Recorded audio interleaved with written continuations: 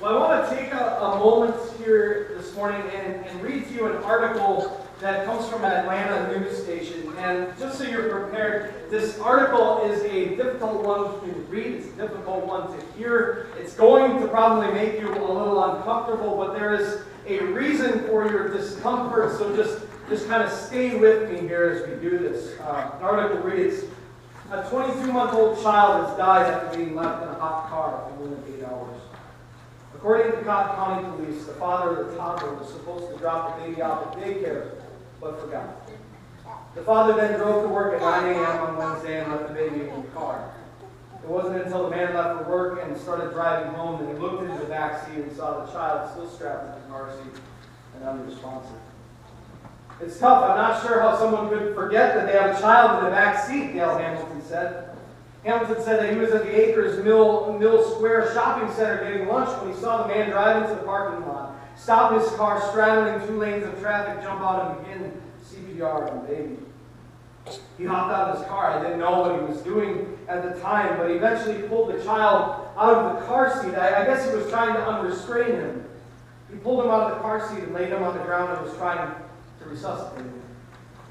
Hamilton said it was difficult to watch. The man just walked around constantly saying, "What have I done? What have I done?"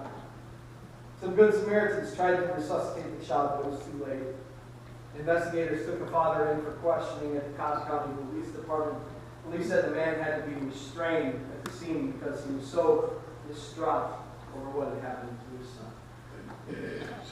So this story is actually difficult for me to read. It's actually like physically hard for me, and I don't know how to describe it, but it's like when I read that story, when I think about that scenario, there's all of a sudden this rock in my stomach, and I can feel my heart pounding in my ears. It's really hard. It's like all of a sudden my gut is tied up in knots, and just the thought of this scenario actually brings physical pain. Maybe some of you out there felt it as well as I was reading. I mean, it's just hard to even think of something like this, and it actually, thinking of a scenario like this, and I can't help but picture it as one of my own kids, and just the thought of that makes my gut all just tied up in knots. It's like the emotional pain of it is so severe that it actually causes physical pain to arise in me. It's kind of a difficult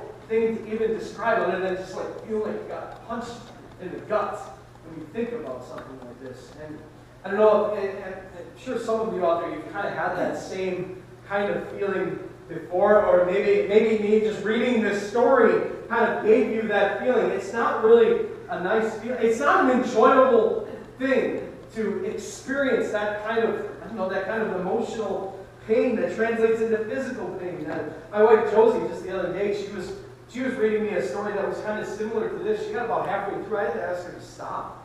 It was just too much. It was too hard to listen to. It's too hard to imagine something like this. I can still remember when Josie and I were on our internship in Georgia. I was on my vicarage back in 2009. There was this young family that we had befriended during my internship, and they had a young son about the same age as John. One day they went out grocery shopping, and they came back home, and their son had fallen asleep in his car seat, and so they all, they took all the groceries into the house, and they forgot about their son in the car in the hot Georgia sun. And it wasn't until 45 minutes later that mom was standing at the sink, and she felt that rock sitting in her stomach when she thought to herself, "Why is the house so quiet?" And she ran out to the car, and she found him there just beat red and crying out for mom over and over and over again. And nobody had heard him for so long. And they got him out and he was okay, and they got him rehydrated and they got him cooled back down. But that image it gets burned into my memory, and it hurts just to think about the idea of something like that happening. And that feeling that we get when we think about situations like this it's not nice, it's not pleasant. If I made you have that feeling today, I'm sorry, but that feeling is an important part of our gospel reading for today. It's an important part of that parable of the Good Samaritan that Jesus tells. This parable of the Good Samaritan, it's another one of those stories that we become very familiar with. And it seems to be like kind of at face value when you just look at it, it's like, okay, if I want to be saved, all I have to do is care about people around me. And that's what it looks like Jesus says here.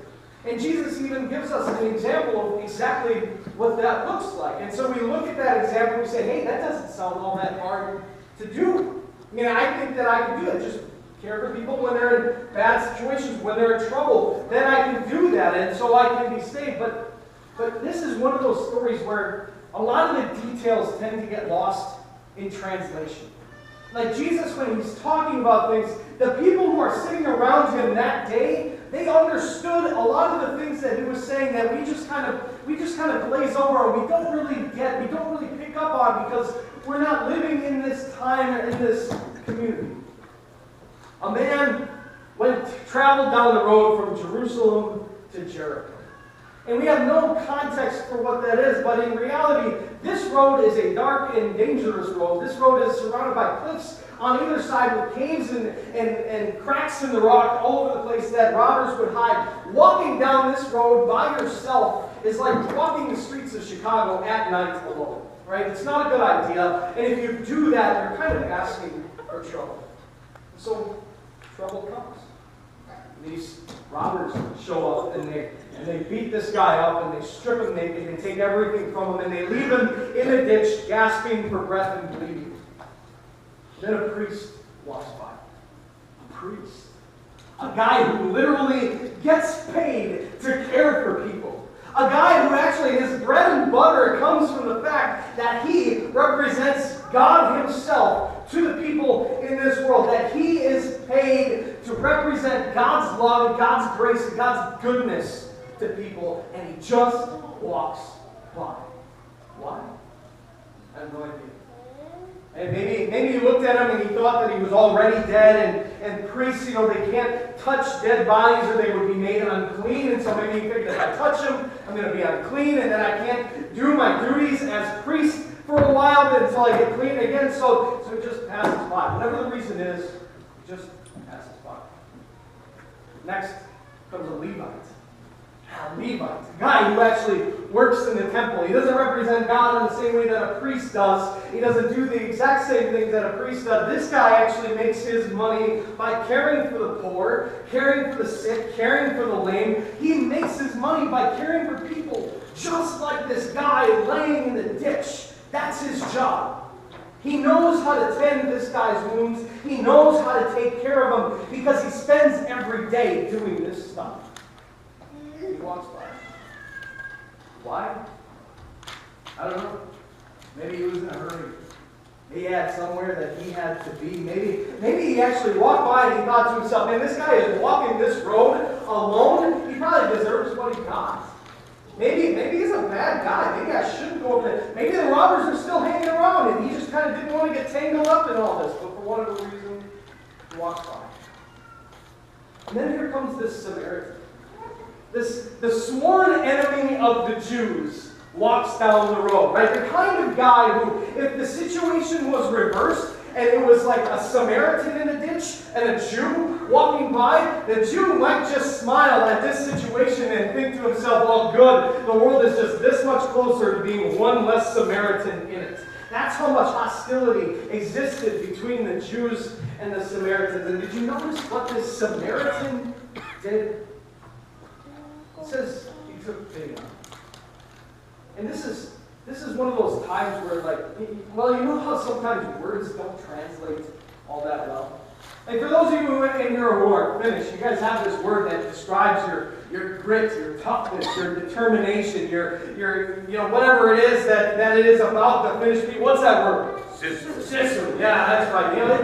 There's no real English word that translates sisu. And we've got the same kind of situation here with this word that is right here.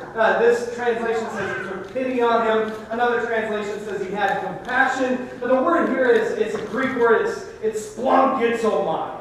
And you can hear there, it's kind of a weird sounding word because it's talking about weird stuff. This is actually, it comes from the word for your guts. All right, so when the Samaritan sees this guy lying in the ditch, this word literally means his guts hurt when he saw him. This is that feeling that we were talking about earlier.